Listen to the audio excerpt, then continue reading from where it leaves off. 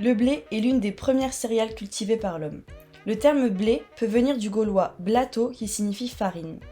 Les deux principales espèces sont le blé tendre et le blé dur. Majoritaire sur le marché, le blé tendre est surtout utilisé en meunerie. Il se transforme en farine, en pain, en viennoiserie ou encore en biscuit.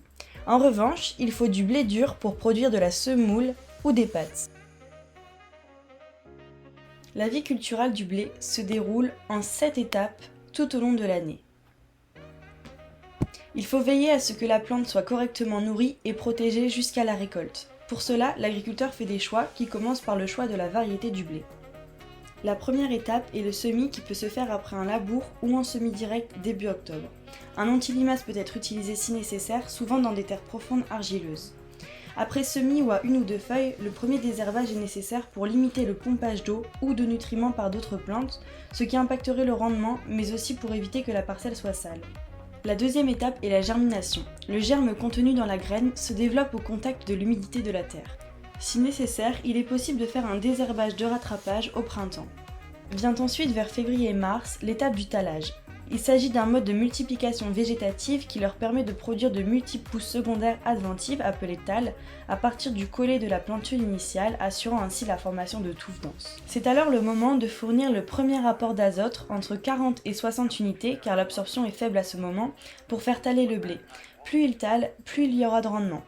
Au stade épi 1 cm, il est possible d'utiliser un raccourcisseur pour pas qu'il ne soit trop grand et donc limiter la verse. Grande étape du cycle du blé, la montaison, fin avril, où la plante commence à grandir.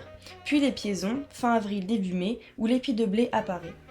Lors de la montaison, nous pouvons apporter le deuxième apport d'azote, cette fois-ci de 90 unités, car l'absorption augmente, et nous pouvons également utiliser le deuxième raccourcisseur. Nous pouvons aller jusqu'à 3 ou 4 apports d'azote, et grâce à l'utilisation d'outils de pilotage, nous pouvons garantir un suivi précis des cultures. L'utilisation de fongicides en préventif permet de lutter contre les maladies qui nuisent au rendement. Le premier fongicide est à appliquer en même temps que le raccourcisseur, le deuxième à la dernière feuille et le troisième à la floraison, surtout contre la fusariose.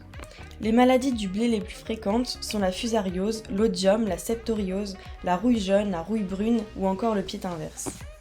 Si nous retrouvons des pucerons à l'automne, à une ou deux feuilles, nous pouvons appliquer un insecticide contre la jaunisse dès les premiers vols de pucerons. L'étape finale du cycle du blé est la récolte du blé, aussi appelée la moisson. Tout au long du cycle du blé, l'agriculteur doit s'adapter aux aléas climatiques et doit prévoir au maximum tout ce qui pourrait nuire au rendement et à la santé des consommateurs.